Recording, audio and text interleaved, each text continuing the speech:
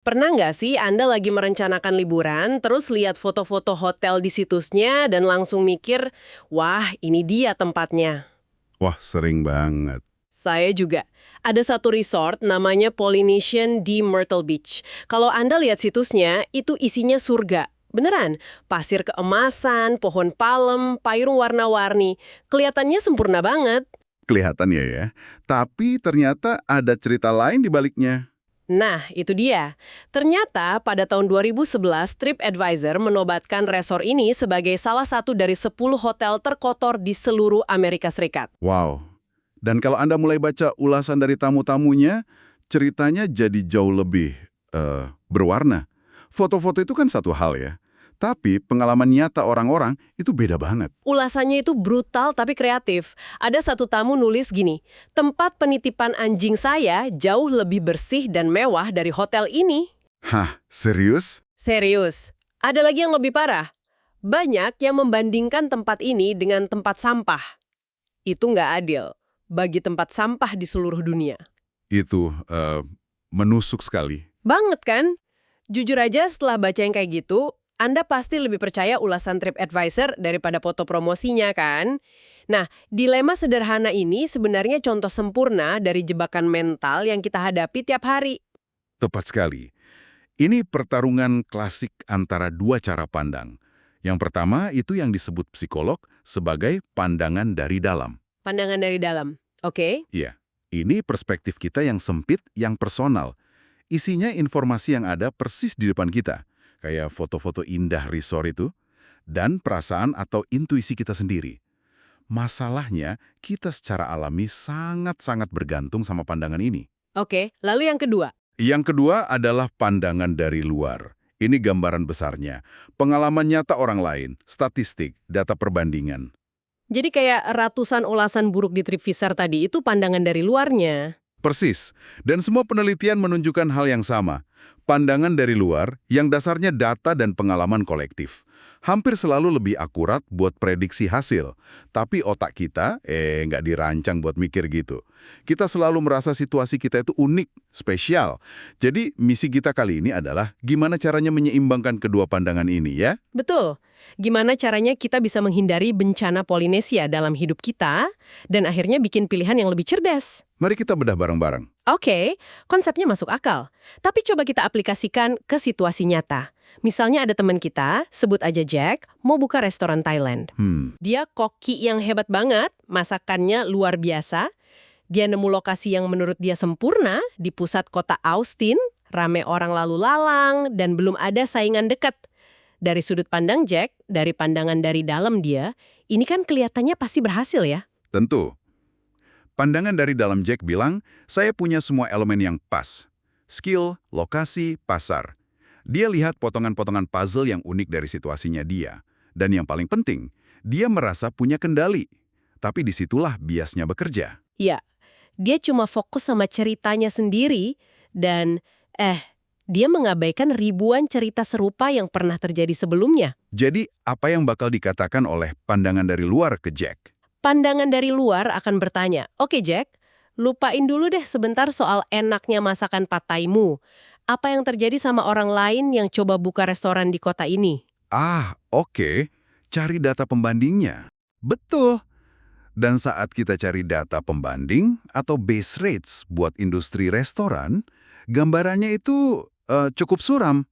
Statistik menunjukkan mayoritas besar restoran baru itu gagal dalam beberapa tahun pertama. Peluang berhasilnya secara statistik kecil banget. Tapi kan setiap situasi itu unik ya. Kalau Jack merasa restorannya punya sesuatu yang beda, apa statistik itu masih relevan? Rasanya nggak adil. Nah, itu dia. Itu adalah suara dari pandangan dari dalam yang lagi berbicara. Situasi saya beda. Tentu, setiap situasi punya keunikan. Tapi, apa keunikannya cukup buat melawan tren statistik yang begitu kuat? Jadi ini bukan soal pesimis, tapi lebih ke kalibrasi ekspektasi. Tepat. Ini tentang memahami probabilitas dasar. Kalau dia mempertaruhkan semua dana kuliah anak-anaknya buat usaha ini, berdasarkan data yang ada, itu keputusan yang, berisiko banget. Jebakan ini ternyata saking kuatnya bahkan para ahli yang mempelajari bias kognitif pun bisa kena. Ada cerita luar biasa dari Daniel Kahneman, psikolog pemenang Nobel. Oh, yang ini ironis sekali. Banget. Jadi dia dan timnya yang isinya para ahli lagi ngerjain proyek ambisius, nulis buku kurikulum soal ilmu pengambilan keputusan. Tim ahli soal pengambilan keputusan bikin prediksi. Pandangan dari dalam mereka itu cerah banget. Mereka lihat keahlian tim, sumber daya, kemajuan awal, jadi mereka pede. Prediksinya proyek itu bakal selesai dalam 1,5 sampai 2,5 tahun. Sangat masuk akal dari sudut pandang mereka. Tapi, disinilah Kahneman yang lagi meneliti bias-bias ini tiba-tiba dapat ide. Dia nengok ke salah satu anggota timnya, seorang ahli kurikulum yang super pengalaman, dan nanya satu pertanyaan. Pertanyaan yang mengubah segalanya. Betul. Dia bilang, coba lupain tim kita sebentar, pikirin proyek-proyek serupa yang pernah Anda lihat. Berapa lama waktu yang mereka butuhin? Pertanyaan itu memaksa si ahli buat beralih. Dari lihat ke dalam, jadi lihat keluar, ke masa lalu. Dan jawabannya, wah, mengejutkan. Gimana jawabannya? Setelah mikir sebentar, dia bilang dari semua proyek serupa yang dia tahu, sekitar 40% gagal total. Nggak pernah selesai. 40%? Itu aja udah data yang ngeri banget. Tapi tunggu, masih ada lagi. Betul. Terus si ahli lanjut. Dari proyek-proyek yang akhirnya berhasil, nggak ada satupun yang selesai kurang dari 7 tahun. Rata-ratanya antara 7 sampai 10 tahun. Tunggu. Jadi perkiraan mereka itu meleset bukan sedikit, tapi 3 atau 4 kali lipat dari tim yang isinya para ahli. Luar biasa kan? Dan puncaknya, karena menanya, oke, gimana perbandingan tim kita sama tim-tim lain itu? Dan si ahli jawab, sedikit di bawah rata-rata. Bisa bayangin nggak sih suasana di ruangan itu? Pandangan dari dalam bilang, 2 tahun, pasti bisa. Pandangan dari luar bilang, 7 sampai 10 tahun, itu juga kalau kalian nggak termasuk yang 40% gagal. Dan tebak berapa lama akhirnya mereka butuh waktu? 8 tahun. Dan pada akhirnya, bukunya nggak pernah diadopsi luas. Pandangan dari luar terbukti benar. Cerita ini benar-benar buka mata. Jadi apa sih yang bikin pandangan dari dalam ini begitu kuat buat otak kita? Karena pandangan dari dalam itu terasa konkret nyata. Kita bisa lihat muka teman satu tim, kita rasain semangat di awal proyek, itu semua terasa lebih relevan daripada angka statistik yang abstrak. Angka itu rasanya milik orang lain, bukan kita. Oke, jadi ada tips praktisnya nggak dari cerita ini? Ada. Lain kali Anda butuh nasihat ahli, misalnya pengacara. Jangan tanya, menurut Bapak, saya bisa menang nggak di kasus ini? Pertanyaan itu mengundang pandangan dari dalam mereka.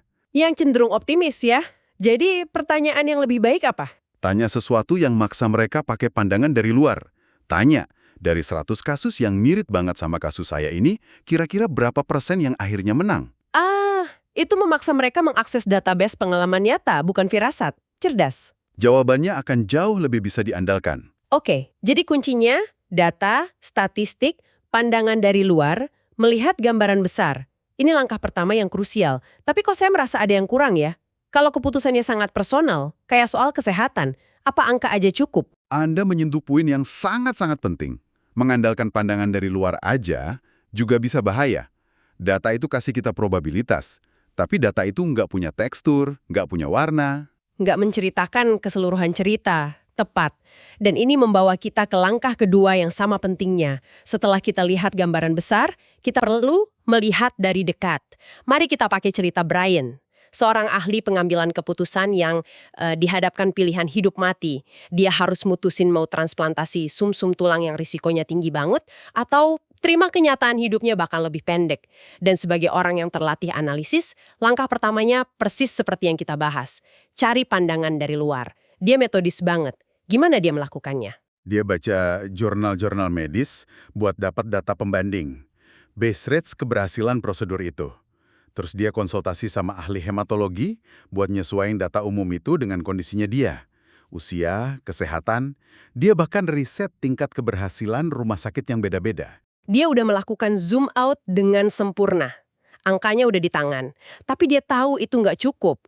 Angka nggak ngasih tahu gimana rasanya ngejalanin itu semua kan? Disinilah dia beralih ke strategi kedua. Zoom in atau melihat dari dekat. Dia cari cerita-cerita personal, dia gabung ke milis, forum diskusi online buat orang-orang yang pernah ngalamin hal serupa. Dia dengerin cerita mereka. Betul, dia membaca, bertanya, mendengarkan, dan dari sinilah dia dapat wawasan krusial yang nggak akan pernah dia temukan di jurnal medis manapun. Wawasan kayak apa misalnya? Salah satu hal yang terus-terusan muncul dari cerita pasien lain itu pentingnya kondisi fisik seprima mungkin sebelum transplantasi. Banyak yang lebih muda dan bugar dari dia cerita betapa beratnya pemulihan itu. Oh, jadi itu mendorong dia buat persiapan fisik. Tepat. Mendengar itu, Brian langsung mulai latihan intensif. Sesuatu yang mungkin nggak akan disaranin dokter yang cuma lihat rekam medisnya. Masuk akal banget. Ada lagi? Ada. Soal dukungan sosial. Banyak yang cerita gimana pasangan mereka akhirnya kelelahan, fisik dan emosional. Karena jadi perawat utama, mereka saranin perlunya orang dewasa ketiga buat bantu-bantu. Itu saran yang sangat praktis. Sangat. Mendengar ini orang tua Brian nawarin diri buat pindah sementara dan tinggal bareng mereka. Dua wawasan ini, latihan fisik dan bantuan orang tua, kemungkinan besar meningkatkan peluang keberhasilannya. Dan keduanya datang murni dari proses melihat dari dekat. Luar biasa, jadi kita butuh keduanya. Angka dari gambaran besar untuk menambatkan ekspektasi dan cerita-cerita dari tinjauan dekat untuk kasih nuansa. Contoh lain yang kuat soal ini katanya dari Presiden Franklin D. Roosevelt ya. Iya, FDR itu masternya dalam hal ini. Dia sadar banget kalau sebagai presiden, dia ada di dalam gelembung. Jadi gimana cara dia dapat pandangan dari luar? Dia punya sistem. Stafnya menganalisis ribuan surat dari warga setiap hari. Mereka sortir berdasarkan topik dan sentimen. Pro, kontra, netral, lalu kasih dia laporan ringkas, namanya mail briefs. Ini data pembanding yang solid tentang apa yang dipikirkan rakyat. Itu zoom out-nya. Lalu zoom in-nya gimana? Nah, setiap malam, dia secara pribadi baca sampel dari surat-surat itu. Dia nyari tekstur. Tekstur? Maksudnya? Statistik di mail briefs bisa bilang misalnya 60% orang gak setuju sama kebijakan pertaniannya. Itu data. Tapi surat-surat itu bisa ngasih tahu dia suhu emosional mereka. Apa mereka cuma prihatin, kesel, atau marah besar dan merasa dikhianati? Ah, paham. Jadi nuansa emosionalnya itu yang penting. Sangat penting buat dia. Bikin keputusan politik yang tepat. Data pembanding itu bagus buat netapin norma. Sementara tinjauan dari dekat itu ngebangun intuisi. Ada contoh dari dunia bisnis nggak? Ada, dari Procter & Gamble. Seorang direktur riset, Paul Smith, ingin timnya paham produk tisu pesaing. Mereka udah punya semua data teknisnya. Kekuatan tarik, daya serap, itu pandangan dari luar mereka. Data laboratorium yang objektif. Tapi itu nggak cukup ya? Nggak cukup. Timnya tahu produk mereka unggul di atas kertas, tapi mereka nggak benar-benar merasakannya. Jadi Smith melakukan tinjauan dari dekat yang sederhana tapi brilian. Apa yang dia lakukan?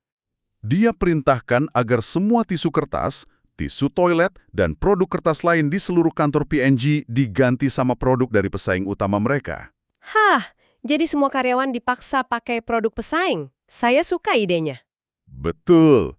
Dia mau mereka merasakan sendiri produk pesaing dalam kehidupan sehari-hari. Hasilnya gimana? Fenomenal. Para pemasar mulai dapat pemahaman mendalam yang nggak akan muncul dari spreadsheet. Ada yang komentar di rapat.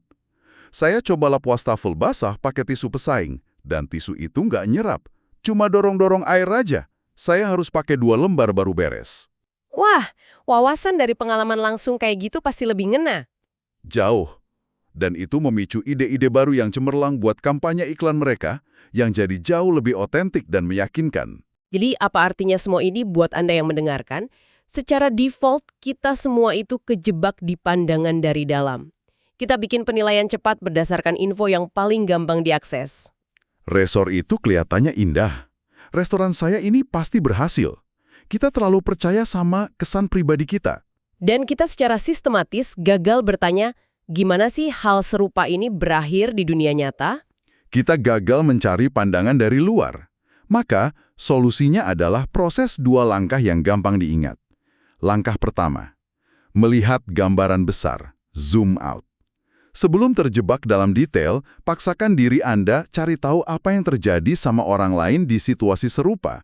Cari data pembandingnya. Lalu, langkah kedua, melihat dari dekat, zoom in. Setelah punya fondasi gambaran besarnya, carilah detail, cerita, dan warna. Jangan cuma lihat peringkat bintang hotel, baca ulasan individualnya. Jangan cuma lihat statistik medis, ngobrol sama orang yang udah melaluinya. Dapatkan teksturnya. Karena kalau cuma salah satu, gambarannya nggak akan lengkap. Angka tanpa tekstur itu dingin dan bisa menyesatkan. Dan cerita tanpa konteks data bisa jadi cuma anomali. Kasus unik yang nggak mewakili kenyataan. Anda benar-benar butuh keduanya. Sebagai penutup, kami ingin meninggalkan Anda dengan satu pemikiran. Coba deh, pikirkan kembali satu keputusan besar yang pernah Anda buat, mungkin milik kerjaan, jurusan kuliah, atau bahkan beli mobil. Seberapa besar Anda waktu itu mengandalkan perasaan pribadi? Sekarang, coba bayangin, pandangan dari luar apa yang mungkin Anda lewatkan? Data perbanding apa yang nggak Anda cari? Dan tinjauan dari dekat apa yang mungkin terlewat? Pengalaman personal siapa yang bisa Anda pelajari? Dan pertanyaan terpentingnya, bagaimana informasi itu, seandainya Anda memilikinya saat itu, bisa mengubah hasil akhir dari keputusan Anda?